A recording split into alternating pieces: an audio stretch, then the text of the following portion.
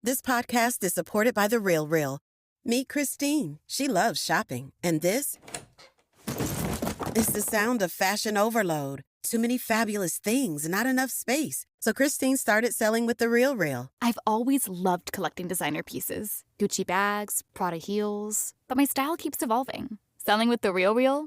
Game changer. I earn more, and they do everything. Seriously, just drop off your items or schedule a pickup. We handle the photos, descriptions, pricing, even shipping. You just sit back and watch your items sell fast to our 40 million members. And I get peace of mind knowing I earn more selling with The RealReal than anywhere else. Exactly. That's the sound of your closet working for you. The RealReal. Earn more, save time, sell fast. And right now, you can get an extra $100 to shop when you sell for the first time. Go to therealreal.com to get your extra $100. Therealreal.com. That's therealreal.com.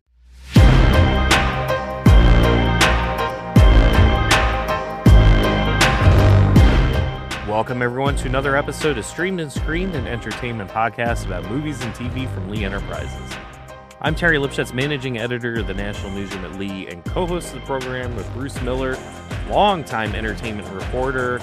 We are back again in one of the most, talked about, controversial, whatever movies is out right now. And it's a documentary of all things, but everybody's talking about it. National Geographic didn't do it. That's right. So, yes, I went to Melania. Oh, boy. And I must tell you, it was not one person at Melania. You hear this all over the country. Only one person in the theater, and it was probably a critic. Well, at my theater, it was packed. It was sold out. Now, granted, I went in the afternoon. That's usually when the old people go. So there you go. It's cheaper. And we're the hotbed of Trumpers. Let's just be honest. There are a lot of Trump fans. You're in Iowa. So it's sure. So that would be a likely place for them to go. The audience was basically those people who go to one movie a year.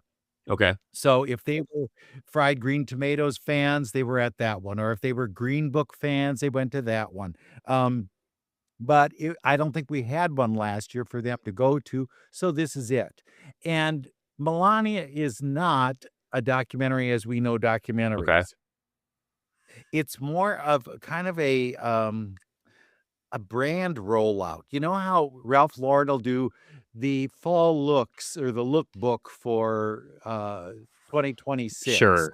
And then you'll see these kind of models walking up and down ramps and then or they're in some foresty glade and they are wearing these clothes that you think, well, why would you wear good clothes out in the forest? Right. But it's like that where it's kind of a brand identity thing. And the first thing you see of her are these stiletto heels with snakeskin on them walking down this marble floor. And then you really don't get her face until pretty well into that first scene. And then you never really get a sense of her as a person. There's never a moment where she's sitting on the couch in a robe talking to her friends and eating potato chips. Right. Like that is not the Melania anybody knows. And she takes a call from her husband and it's like, did you see we won? And she's, yes, Mr. President. And it's like a very formal call. It is not like, honey, I need bread and bring some milk home too when you come. It wasn't anything like that at all. And then she's, I'll watch it later. We'll go by. And she hangs up on him. And so you think, well, what is this relationship they got going? I mean, I think the film asks more questions than it answers. Interesting. But you find that the word elegant does apply to her. Her makeup is elegant. Her hair is elegant. Everything about her is very curated. And I think you get the idea that she sees herself in the same kind of mode as British royalty. You know how when they go through, when they meet people, they give a little nicety, they say something, and then they say thank you, and they're moving on to the next one. And that's how she is with people. She has a moment, and then she moves on. You see her with the people who are making her dress. This is all 20 days before the inauguration, making the dress. And you get a little glimpses of things where she's make it tighter. And you go, huh, she wants to look like she's real model-esque. And she's gorgeous. She's gorgeous. She wears a lot of high heels in this thing. And you only get to see her in slippers once. And it's like so fleeting. It isn't even, she's remarkable. You can't even, you don't know it. I mean, I was looking. But you never see the real Melania. And you see her at the end signing books and posing for pictures for, I don't know if it's for another campaign or if it's her official White House picture, but she looks like she's on The Apprentice. She has her arm, she's wearing a tuxedo jacket and she has her arms crossed and she's kind of giving one of those poses. And you think, huh, I wonder what this is all about, because it's not her warts and all biography. Yeah. She talks about her mother a little bit, who inspired her interest in fashion. Okay. And you see her dad, but then you see these kind of, it looks like home movies, but they're not. They just made the film look like it was home film things. And you see dad in there, but dad doesn't really talk that much. The moments with the president are fleeting, and you see them whisper at the inauguration, but you don't know what they're saying or, what kind of little insight they're sharing. You see Democrats throughout the whole thing, but they're not necessarily shown in the best light. Sure. It's kind of like there's Nancy Pelosi in the back looking kind of all mad. Right. Or, they're the Bidens, but we're not giving the Bidens anything. So, very formal, very, very regulated. Yeah. But I didn't mind that I watched it. I didn't think it was a waste of time, but I don't think you ever got I don't know what I could say I know about her now that I saw from that. I do know that she knows how to enter a car really well and knows how to do carpets. That hat, I think, was, remember the hat when she was when he was swearing in and you said you couldn't see her eyes to reach in and kiss her? I think that was calculated. I think she did not want to have that. I don't want to kiss. Let's make the brim as wide as we can so he can't reach in. This is, and there's one kind of fun moment where she tells the camera to follow her into this room where the president is practicing a speech. And he doesn't like a word that's in the speech. And she makes a suggestion. And then he thinks about it a little bit and he says, that's good. Yeah, let's use that. And then he turns to the cameraman and said, cut this, don't use this footage. And then you see her and she's smiling. So was this a setup? Was this designed for that, to show that she has some input? You see her on a phone call with Mrs. Macron from France, and they kind of, talk about their initiatives, but it's nothing. And there's no letdown. She's never going in the refrigerator and grabbing something to eat. She's never, making a mess in the house or yelling at somebody, clean that up. Yeah. Or it's very formal. And even she talks lovingly about her son, Barron, but we never see her with Barron where they're, it's mom, how are you doing? Or what are your grades? Or what are, none of that. Right. Well, very private. I mean, they've, yeah. I mean, I'm my assumption is she's largely, trying to protect him from everything. I don't know if that's as much him as it is her. She does a kind of an end run on some of his stuff. She points out all of the immigrants that she has working with her, and she has a lot. So I don't know if this is her way of saying we're not against immigrants. We want them to be a part of our world. And I'm an immigrant, so I think you get subtle messages, but to try and read into them, it would take more than just one look at this film to figure it out. But there's so there is no like flashbacks to her being younger, no deep dive into where she came from. No, you don't see any modeling pictures from the Yeah. 80s or 90s or any of that. No. No. And you don't see, there isn't an Epstein picture where we were having dinner with our good friend Jeffrey. Yeah. You don't see.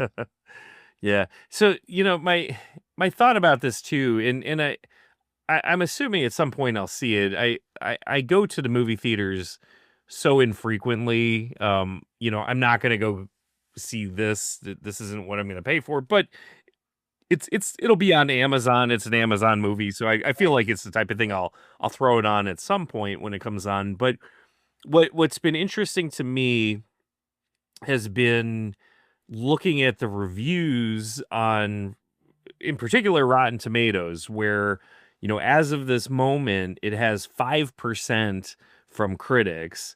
So it's been absolutely panned by professionals, but it's 99% from the audience score, which kind of gets to me like, in general, I've really come to dislike Rotten Tomatoes because it's the combination of just review bombing. Like anytime there's a movie that, maybe there's an actor that has a CD past who shows up in it, or like, you take like a Star Wars movie, which has a very passionate base, and in this movie it does something to kind of like upset the fan base, then it becomes this case of like, we're just going to review bomb it, right? It's 1 star. And it's presumably people that also haven't seen the film. So, with like this type of movie, it's got 1,000+ verified reviews to it from the audience, but did all 1,000 people see it? Or is this, it's obviously a movie that's going to be picked up by his base.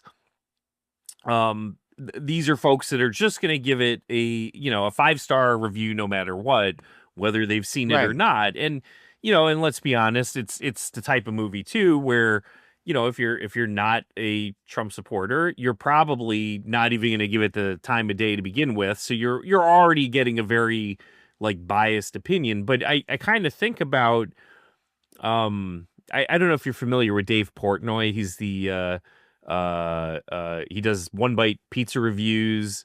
Okay. In his shtick is, you have to, like, when you do these One Bite pizza reviews, you score it, but your score, there has to be nuance to the score, right? So if he does a review and he's got like a guest with him or somebody else with him, and they're like, yeah, it's a 7, he'll call it a rookie score because you're giving it a whole number.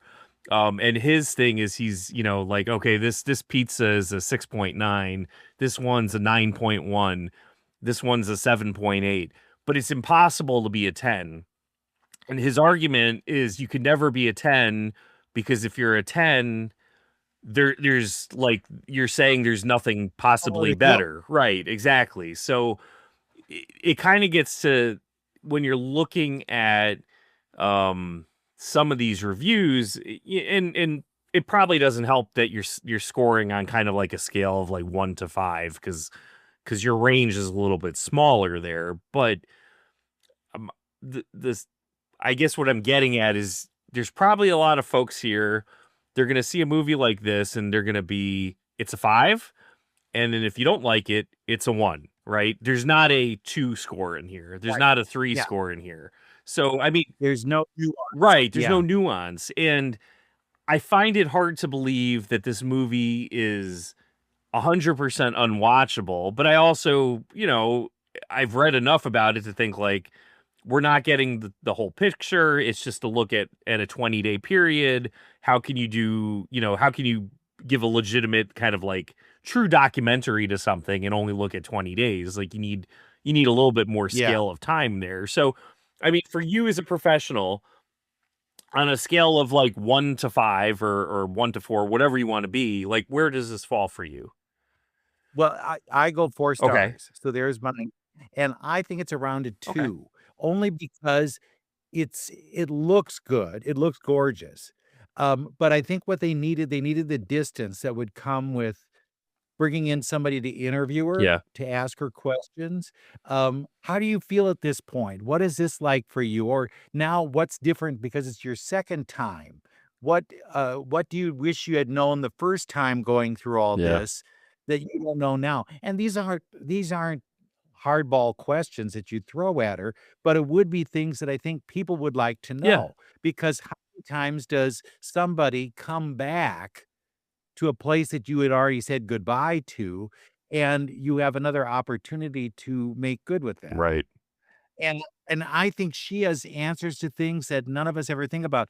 But those who would do the questioning wouldn't necessarily, they would be too eager to ask questions that are either kind of baiting or are questions that would make her or her husband look bad, and so she's put up a protective Right. wall, and this wall keeps you from getting to that. And I wish that they had interviewed somebody who could interview her. There are enough of those uh, journalists out there who probably wouldn't go for the jugular in the course of this and could get those questions answered. And hell, I'll do it. Call me, Melania. I'll come and ask you the questions that I think people want the answers to that are not political. Mhm. Um, because if you go down that political road, where do you Right. stop? You just keep rolling.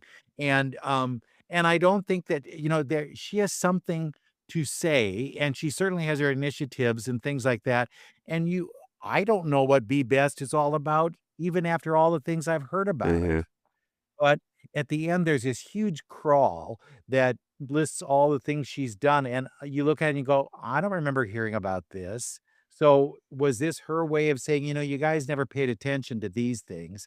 Here's what I think you need to know about me." But I still would like to, because I would like to see her lighten up. She does a little bit of it when they ask her about, "What's your favorite song?" And she says, "Billie Jean." And they play it on the radio, and she starts singing along with it. And I think that's the Melania I wanna see. Yeah. I wanna see one that I don't get, because I know the one that she presents and, wants you to see.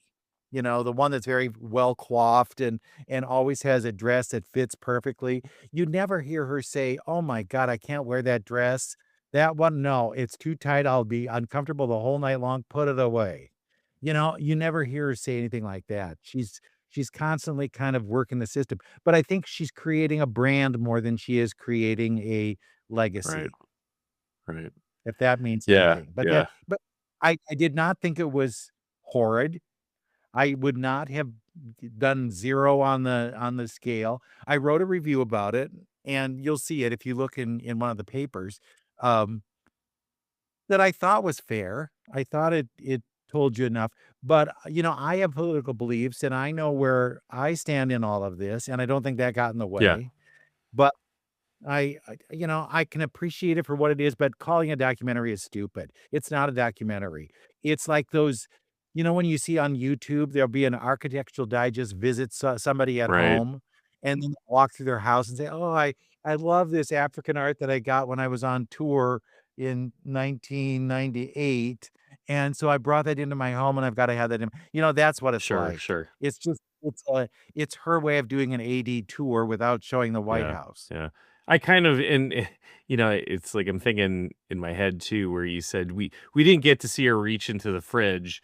And how funny would that be if she's like, you know what, I'm hungry. She opens up the fridge and grabs like a string cheese and is struggling with her nails to open up that crazy wrapper that's on a string cheese, right? I mean, that's a lighter moment, and it would have been fun to get something like that, right? I would love that, and, the chips, come Yeah. on, you gotta have a chip, Melania, I know you Right. do. I know that somewhere in your house, you've got a bag of chips that you run to every night like I do, Hmm. and you say, "I just have to have 1 chip," and then before you know it, the bag is almost Right. gone. Exactly. Yeah. Yeah. All right. And you don't see her working out either, and I thought that would be another thing, because look how fit she is, and I don't even know how old she is, but she looks damn good. Yeah. But it's an image campaign is what it Right. is, image Yeah. campaign. Yeah. So, all right. Well, there it is. There's your unbiased look at Melania. So, It's um, biased, but, right. it isn't what I was expecting, but then, doesn't it just kill you when you hear people talk, "Oh my god, this is the worst thing Yeah. ever," and or else you hear one say, "Oh, wasn't that just Right. wonderful? Wasn't that just great?" And, "All right, I gotta see for myself. Let me be the Right. judge." it gets to the, I mean, not to drag this out any longer, but it kind of gets to the polarization of our nation now, where there was a time when you could look at things and be like, you know what, we can kind of cross the aisle here and agree to disagree, or see a different point of view. And it's I think that's the same thing that's going on here with this movie. You have Now, folks that are just like, I'm gonna hate it. I'm just gonna hate it. I haven't seen it, but I'm gonna hate it. And then likewise, it's gonna be the greatest thing ever. And I saw that too with the Springsteen movie. I'm an Uber fan. I love him. I've been listening to him my whole life, and I didn't love the movie. It was okay. It was fine, but I'm in a Facebook group with a bunch of spring nuts, and they're all like, I can't believe this didn't get a Best Picture nomination. Well, because it wasn't that good. It was fine. You have to be able to look at things in kind of like, a more nuanced approach. There can be different shades of colors here. We can agree that it's not all one way or the other. There could be nuance. So, I put it out there. Anybody who has a relationship with Mrs. Trump, and would you please ask her, can I do an interview with you that has nothing to do with politics? Because I want to know the potato chip question. I want an answer to that, and I want to know if she does hang around the house like the rest of us do, or does she always have to have makeup on and look like she's going to some huge event? she probably has one of those crushed up bags of like the Lay's sour cream and onion. The shards. Oh, yeah, those are good too. So anyway, we've got some other things coming up. Horror, yes. right? Okay. I mean, you have a little bit of a horror movie here. This podcast is supported by The Real Real.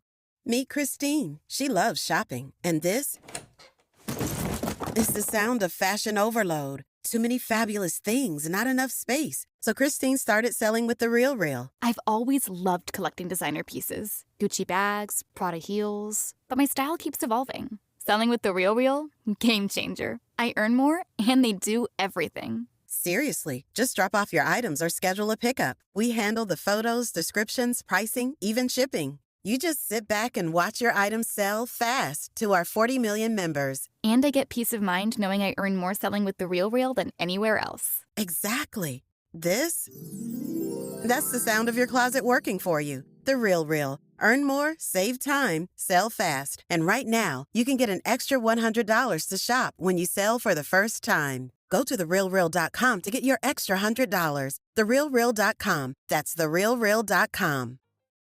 When did we become 1930? Because we had Frankenstein over the end of the last year, nominated for Best Right. Picture. Now we get Dracula. There's a new Dracula film. Whoever thought that was coming? And I got a chance to talk to the director, Luc Besson, about this, and then the two stars, Caleb Landry Jones and Zoe Bleu, who is the daughter of Rosanna Arquette.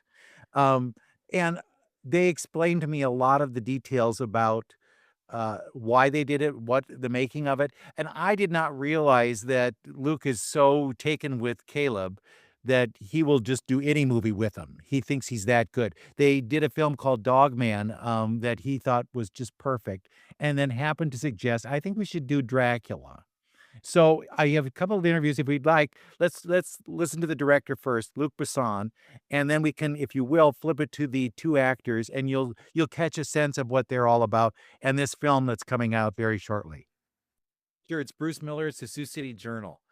Luke, this is the fastest Dracula I think I've seen. It really moves like a house on fire. Was that were you determined to do that from the beginning? Did you say, yes, this has to be quick? No, I don't. It's funny because the guy waited for 400 years, so normally it should be very slow. But I think it's moving all the time. It's not particularly like, it's not an action film where it goes at 200 kilometers per hour, but his emotion is so strong that you always wants to, what's going to happen next? What's going to happen next? How are you going to find her? So it's more about the suspense. But yeah, I don't want to get bored, even me. So the editing, I'm pretty hard with myself. So we have a first version at like 2 hours 20, and I was like, nah. And then we cut.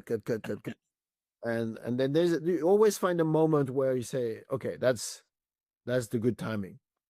When you went back to the original source, were there things that surprised you about Dracula that it's just changed over the years because people add to the legend, or I went back to the book.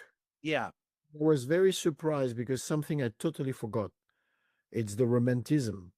Everybody goes to the blood and the vampires and things, but the main course of the thing is a man will wait 400 years to see his wife again. And it's so romantic. And he cracked me up. And that's the movie I want to do. And then I use the rest, the vampire, the blood, and the teeth and the neck and thing, but as almost like as extra thing in the movie. There's a line too about light, which we've always been told, they have to stay in the dark all the time. And you have a line somewhere about well, no, that you don't have to. You can have light. It doesn't matter. But was that the direct ray of light who make something on their skin, but the normal light is okay. Was that in the original, or is that your interpretation? It was a kind of in the original, yeah. Okay. And the gargoyles, where did that concept come from? I love them. They are so cool. When I was writing the script, I always write another script on the side, which is how things works in this world. Like, for example, The Fifth Element, I wrote 400 pages, how the city is working.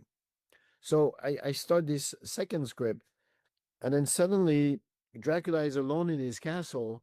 Who's going to clean? And then I have to I say, okay, so someone he bites or slave, or like who's going to take care of the castle? And then at this time we have this reportage in France about Notre Dame, because the Notre Dame burned, and I saw gurgles, and I say, oh, I find the cleaners. That's how it starts. It was wonderful. Why did you think of Caleb as Dracula? He's a genius. Honestly, it's for me the actor of the decade. He's so generous, so gentle.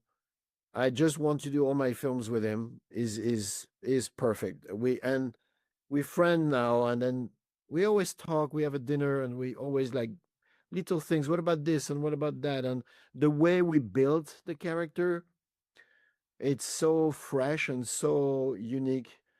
No lawyers, no agents, no, we just like together, and we create like two kids, basically. So are you talking now about something else you can do together? Oh, for sure. Yeah.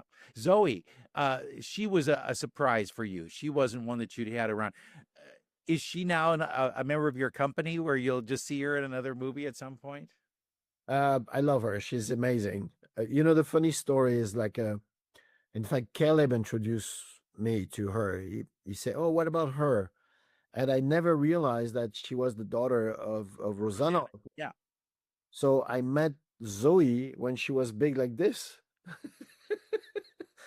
And suddenly now she's grown up and she's in the front of my camera. I can see sometime her mother in it, but it was her first time for her, a movie like this. And she works so much and she's really good. Yeah, she's part of the team for sure. Sure. And I want you to market the perfume. So please get that out there on the stands, because I think it'll be great. And thank you so much. I appreciate it. Really welcome. Thank you so much. All right, Bruce, thanks for that interview with Luc Besson. And then here is Caleb Landry Jones and Zoe Bleu. Yeah, and can I just throw in a little quick one? We talk about this perfume because Dracula is into making perfume. And so I ask about, what does that smell like? What is the scent of Dracula's perfume? So that's part of this whole interview. You'll get a chance to understand, what in the hell is he asking? Well, that's the question. It's Bruce Miller at Sioux City Journal. Caleb, can I ask about those wigs? They look heavy as hell. Were they?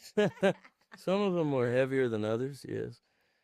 Was Gillian, the wig master, who also did Dogman and quite a few of Luc's movies? She is incredible. Hair wizard. And Nico, who was also on Hair, and I don't know, by the time you're in it and all that, you want to get it off after it's all over for sure, but you're not thinking about it while you're working, you know. Was that the way for you to tell, well, where am I at this point? What period am I playing is how I look? Sometimes very much so, yes. That and Luke. Did it switch back and forth a lot? Oh yeah, there was one day I think we went between 4 or 5 courts, or I'm not sure how many courts we did in the day, but this is the most costume changes, hair changes, makeup changes I've ever had on a project. Were Sure. both of you familiar with other kinds of Draculas, and were you surprised when you saw how this one transpired? I'd never heard of it myself before, but no, I'm teasing, of course, yeah. Yeah, of course. I mean, I love the Francis Ford Coppola Dracula. I remember being really inspired by that Dracula as a teenager and being just like in awe of Winona Ryder and the costumes and all of that. But what's nice about our Draculas, this is truly a love story. So it's really, you can't even kind of compare them to the others because it's just a different world. Yeah. We've never heard from Dracula like we've heard from him in this film. Yeah, definitely. And a Dracula film has never been its attention so heavily on the relationship between Mina and Vlad. Well, Zoe, how do you see him as a love object when he looks so bad? How do you justify? He looks bad? I thought he looked quite when he's old, like 400 years old, you look bad. I'm sorry. Oh God. I don't know. There is love is blind. Love is blind. I didn't think about it. True love. Yeah. True love. Yeah. Okay, well then, what does that perfume smell like? It kind of smells like what you would imagine a stone castle would smell like, with like, for me, if I was imagining it, of course there's, you know, I'm imagining it. I've come up with a recipe in my head as we speak. It's like a stone, like wet stone, kind of musty smell, like the kind of smell of a church almost. No, it's a flowery, very fruitful. It's got a rosy, like a muddy rose. Dark spice. Dark spice. Yeah. Yeah. It's sexy. That's Okay, for sure. very good. Good to know. How fast does Luke work? Is he real quick on it? Because the movie moves like a house on fire, and Dracula, you always think of it very slow and kind of turgid, and Yeah. that's not what he does at all. Mm-mm. It was on beat for sure.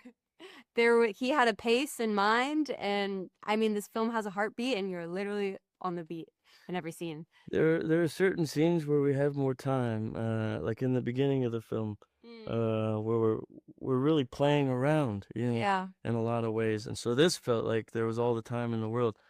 And then at other times when he's needing a more chaotic energy or more of a visceral energy, he creates that on set, and it becomes that on set too. And it usually mirrors what he's looking for.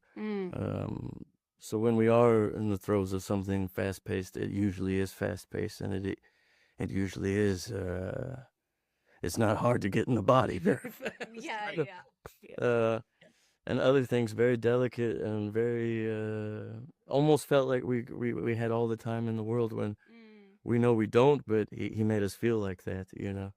Well, it was a big surprise. It was not the Dracula I was expecting, and I loved that it moved so quickly. It was great. But now get the product placement and get that perfume out on the market. I know, right? I made the suggestion, so. But good. Thank you. Brilliant. Thank you so much. Thank you so much. Have a great day. You too. All right, interesting. Have you seen the movie yet? Yes. You know what I love about it? It moves like a house on fire. You know how those Dracula films are all so slow, and you go, oh God, now we're going into the big castle. And this one, it zips. And in there, they have these gargoyles that do all the work. And if you heard that in Luke's interview, he thought, well, when Notre Dame burned, who takes care of everything? And the gargoyles were the ones who kind of cleaned up and did all that kind of stuff. So he sees that those gargoyles are at work while Dracula is sleeping. Yeah. And you see him rush around. It's like animated, but it's very fascinating. And I think the movie moved very quickly. I am I a vampire movie fan? Not really, because there are too many of them. But it's an interesting take, a different take, and it's a chance to see somebody else put their spin on a big story. Okay. I'm a big. I might have to check this out because I like quite a few of Luc Besson's movies. I mean, you going back a ways. Leon the Professional was. Right. I mean, that's a classic with Jean Reno and Gary Oldman, a very young Natalie Portman and Danny Aiello. It's it's kind of a hitman movie, and then it's a movie that kind of gets panned, but I've always liked it. It's one of those. It probably has a bit of a cult following, but it's the Fifth Element, with Bruce Willis, also Gary Oldman, Chris Tucker, and Luc Besson's ex-wife Mila Jovovich. Right. Yeah, a sci-fi thing. It's a weird movie, but I kind of like it. Yeah, no, this is what it'll have a big open. When I went to Melania, I saw posters for Dracula in the theater, so that must be your next one to go to. There you go. All right, might have to check that out. Anything else on the horizon before we sign off? Well, if you're not getting your Olympic gear ready, I can't help you. I am following every athlete I can find on social media to see what they're up to and they have great rooms. How you always hear they had cardboard beds and this is the worst thing. The rooms look great, and they've got towel warmers in their bathrooms. Now, are we behind in the United States? Because I don't have towel warmers in my house, but I just love them now. And if the athletes have, I'd love it. I'd love it. But it looks beautiful. It looks like they're having a good time. Let's hope we bring home the gold because I think we need that right now. Yeah. And it's interesting, those the Athletes Village, it's like a trailer park. If you've seen it. It's so if it's cold out, you do have to go kind of like sprinting from your I guess their apartment to wherever you need to go, but it seems like a fun little athletes village. I'm looking forward to checking out the Olympics these 2 weeks, so should be a lot there. And don't you think that they'll turn those, are they going to be apartments or are they going to be hotels or what in the future? Because it looks like it's made for a hotel. And there could be, I didn't get to go to Italy this last year because Humpty Dumpty fell. But if I go back, wouldn't that be fun to go there and stay in a room that used to be an Olympic contenders room? Sure. I think that'd be cool. So maybe that's on my bucket list. Yeah. And I'll get towel warm. There you go. All right. Well, on that note, thank you for listening, and we'll be back again next week with another episode of Streamed and Screened.